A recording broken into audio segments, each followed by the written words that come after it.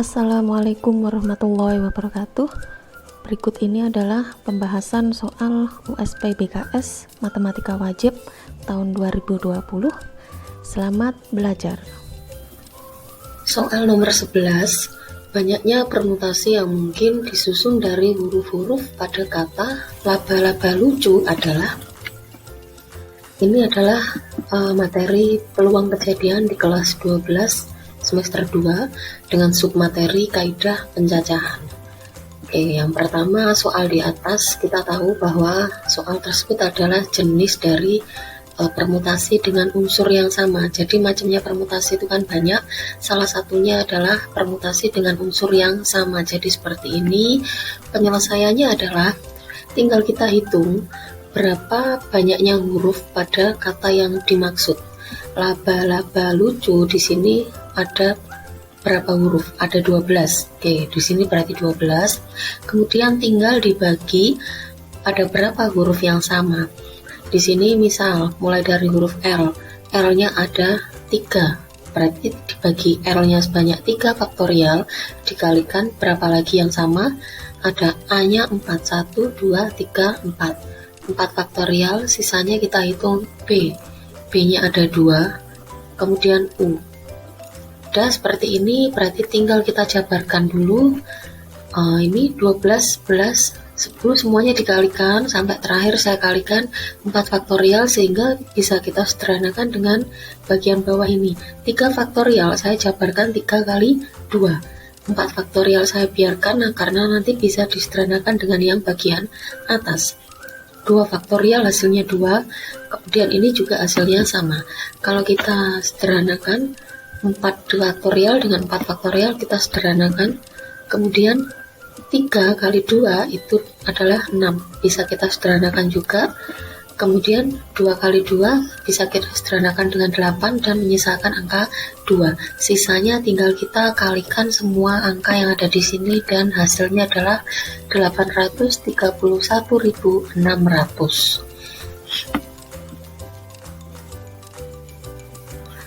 Soal nomor 12, terdapat 6 siswa dengan inisial A, B, C, D, E, F akan duduk bersama secara melingkar. Ingat ya, di sini ada kata melingkar di meja bundar yang telah disediakan. Kemudian, banyaknya cara mereka duduk jika B, D, E harus duduk berjejer adalah. Jadi 3 orang ini mereka harus duduk berjejer pada peraturan duduk harus melingkar di sebuah meja bundar. Ini juga termasuk materi peluang kejadian di kelas 12 semester 2 dengan submateri kaidah pencacahan. Ini juga termasuk salah satu jenis permutasi yaitu permutasi siklis karena di sini ada kata kuncinya yaitu melingkar. Nah ini A, B, C, D, E, F mereka akan duduk melingkar 6 orang ini, tetapi yang harus duduk secara bersamaan adalah 3 orang ini yang saya lingkari. B, D, E harus duduk secara berjejer. Misal saya buat gambarnya denahnya seperti ini. B, D, E ini mereka harus duduk secara berjejer. Jadi kita hitung saja orangnya yang awalnya semula adalah 6. Di sini tinggal sisa berapa? 1, 2, 3, ini kita hitung 1. Berarti sisanya adalah sekarang ada 4 orang. Berarti perhitungannya adalah rumus permutasi siklis kita tahu rumusnya adalah N dikurangi 1 faktorial. N ini adalah untuk objek yang diketahui. Objek awal mulanya adalah 6 orang. Kemudian di sini karena ini harus duduk secara berbarengan, berarti objeknya tinggal ada 4. Berarti rumusnya adalah 4 dikurangi 1 faktorial dan ingat dikalikan 3 faktorial karena tadi ada 3 orang yang harus duduk berjejer dan posisi mereka ini bisa ditukar tempat sehingga ditambah lagi dikalikan dengan 3 faktorial. Berarti perhitungannya adalah 3 faktorial dikalikan 3 faktorial atau sama dengan 6 kali 6 sama dengan 36. Jadi banyaknya mereka duduk adalah 36 cara. Lanjut soal nomor 13, diberikan sebuah gambar seperti ini, ada beberapa segitiga. Kita tahu bahwa ada 3 segitiga ini ya. yang atas EFD, terus yang kecil di sini FBC, dan yang besar adalah segitiga ABC. Sebenarnya ada lagi segitiga AFC, tapi karena tidak ada lambang siku-siku, berarti kita perhatikan saja yang segitiga yang siku-siku di sini. Ditanyakan panjangnya AE. AE berarti yang ini. Oke, ini adalah materi kesebangunan dan kekongruenan di kelas 12. Cuman ini adalah materi pengayaan. Jadi sebenarnya materi ini sudah pernah dipelajari saat kalian SMP dulu, kelas 8 kalau tidak salah. Dengan submateri kesebangunan dua segitiga. Oke, yang pertama. Dari gambar sudah diketahui bahwa segitiga EFD yang di sini ini dia kongruen ya. Ini lambang kongruen dengan BFC. Siku-siku, siku-siku. Nah, ini segitiga saya beri segitiga yang kuning untuk yang segitiga EFD dan segitiga yang pink untuk segitiga BFC. Sehingga otomatis panjangnya EF ini sama dengan BF sama dengan 5 cm. Dapat dari mana? Dari teorema Pythagoras. Sisi miringnya 13, ini sisi yang lain 12, gandengannya adalah 5. Tidak saya jelaskan lagi ya, karena sudah jelas dia adalah teorema Pythagoras. Di sini ada sudut siku-sikunya. Kemudian kita tahu bahwa segitiga EFD yang ini kuning, dia sebangun. Nah, ini lambangnya sebangun dengan segitiga ACB yang besar. Jadi segitiga ABC atau ACB yang besar ini dia sebangun dengan segitiga EFD. Otomatis bisa kita buat perbandingan beberapa sisinya. Misal saya buat perbandingan sisi BC ini dengan EF. Otomatis karena ini sebangun berarti dia juga pasti sebanding dengan segitiga, maksud saya dengan sisi AC, sisi miringnya dia sebanding dengan FD. Ini ya. Ini sudah kelihatan AC-nya 26, FD-nya 13, berarti 2 kali lipat. Atau kalau kita hitung secara manual, BC-nya kan kita belum tahu berapa. Kemudian EF-nya diketahui 5 cm tadi di sini. AC-nya 26, FD-nya 13. Kita hitung ketemunya BC, kita pakai operasi ini perkalian silang. BC ketemunya adalah 10 cm ya, BC nya ketemu 10 cm.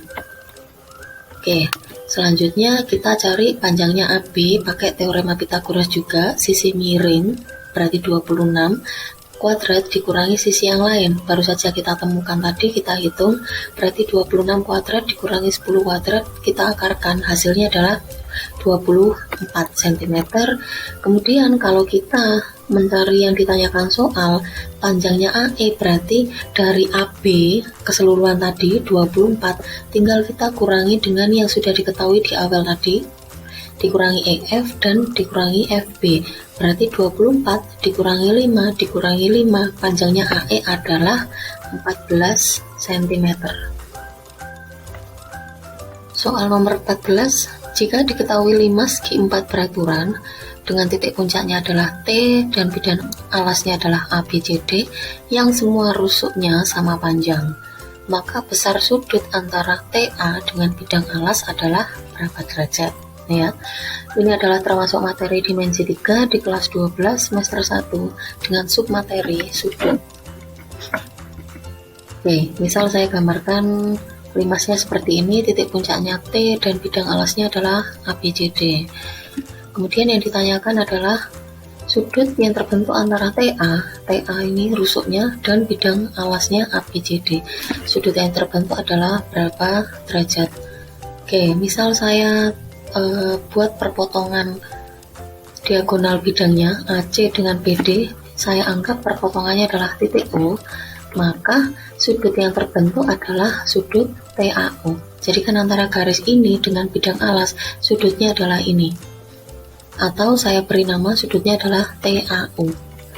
Nah, misal saya menggunakan segitiga untuk membantu saya mencari sudutnya, misal saya pakai segitiga TAO untuk mempermudah. Nah, kita perhatikan bahwa segitiga TAO adalah segitiga siku-siku di TO. Jelas ya, karena TO adalah tinggi limas, otomatis tinggi itu pasti tegak lurus dengan alasnya. Jadi TOA di sini dia pasti siku. Misal ini segitiganya, jadi sudut O ini adalah sudut 90 derajat. Ini saya gambarkan TAO, kemudian kita tinggal ini sudutnya, kita tinggal mencari panjang masing-masing rusuknya. Misal karena ini rusuknya kan tidak diketahui ya, saya misalkan rusuknya adalah A cm. Berarti panjangnya AT atau TA ini adalah A cm. Kemudian saya bisa mencari panjangnya AO kan ini. Di bawah AO itu adalah setengah dari diagonal bidang. Diagonal bidangnya adalah AC panjangnya adalah A akar 2, otomatis setengahnya A akar 2 adalah A per 2 akar 2 atau setengah A akar 2. Berarti kita tahu dua buah sisinya seperti ini. Nah, sekarang kita tidak perlu lagi mencari panjangnya TO. Karena apa yang ditanyakan kan sudut. Cukup sudah diketahui dua sisi saja, kita bisa pakai sebuah trigonometri yaitu yang bernama cosinus. Karena cos itu kan samping per miring, sampingnya adalah AO ini, miringnya adalah AT. Sudah diketahui kedua-duanya, kedua sisinya, tinggal kita substitusi. Sampingnya A per 2 akar 2, miringnya A. Kalau kita sederhanakan, maka hasilnya adalah setengah akar 2. Nah, untuk tahu nilai alfa, berarti alfanya adalah arkes cos setengah akar 2. Atau kita cari tahu sudut berapa yang nilainya adalah cos. Kalau dikoskan nilainya adalah setengah akar 2, yaitu sudutnya adalah 45 derajat. Lanjut soal nomor 15. Terdapat seperangkat kartu bridge atau kartu remi. Peluang mendapatkan sebuah kartu bukan as atau bukan kartu merah. Ingat ya, yang ditanyakan adalah bukan as atau bukan kartu merah. Ini adalah materi peluang kejadian di kelas 12 semester 2 dengan submateri adalah peluang kejadian majemuk. Oke, yang pertama kita tahu ruang sampel seperangkat kartu bridge itu adalah 52. Jelas ya, kartu bridge atau kartu remi ruang sampelnya atau totalnya adalah 52. Joker tidak termasuk. Kemudian ini saya mau pakai cara dari peluang komplement. Karena yang ditanyakan bukan, saya mau mencari kebalikannya alias komplemennya. Saya cari dulu banyaknya kartu as pada kartu remi itu ada 4. Kemudian saya nyari banyaknya kartu merah pada sebuah kartu remi ini ada 26. Kartu remi kan ada yang warna merah ada 2 jenis, yaitu yang diamond dan heart. Jadi di sini ada 13 macam, berarti banyaknya kartu merah adalah 26. Ada kejadian A, ada kejadian B. Kemudian saya mau mencari irisan dari dua kejadian yang saya cari di awal tadi. Irisannya adalah banyak kartu as yang berwarna merah. Jadi irisannya kita cari kartu as yang berwarna merah itu adalah 2, berarti as diamond dan as yang hati atau as yang heart. Kemudian di sini saya mau mencari peluang gabungannya, berarti peluang kejadian yang A ditambahkan peluang kejadian B dikurangi dengan irisannya. Ingat ya, peluang itu adalah titik sampel yang sudah kita cari dibagi dengan ruang sampel. Jadi perhitungannya seperti ini, peluang kejadian A berarti 4/52 ditambah peluang kejadian yang B 26/52, tinggal kita kurangi dengan irisannya. 2/52 berarti hasilnya adalah 28/52. Kemudian soalnya tadi kan mintanya bukan kartu as atau bukan kartu merah. Berarti dari yang kita sudah temukan tadi ada 28/52, kita pakai aturan komplement. Komplement itu adalah 1 dikurangi dengan peluang yang sudah kita cari tadi, karena peluang dengan komplemennya kalau dijumlahkan itu hasilnya adalah 1. Ingat, nilai besar atau nilai terbesar dari peluang itu adalah 1. Jadi kalau kita hitung 1 dikurangi 28/52 berarti komplemennya adalah 24/52, atau bisa kita katakan peluang terambilnya sebuah kartu bukan as atau bukan kartu merah adalah 24/52.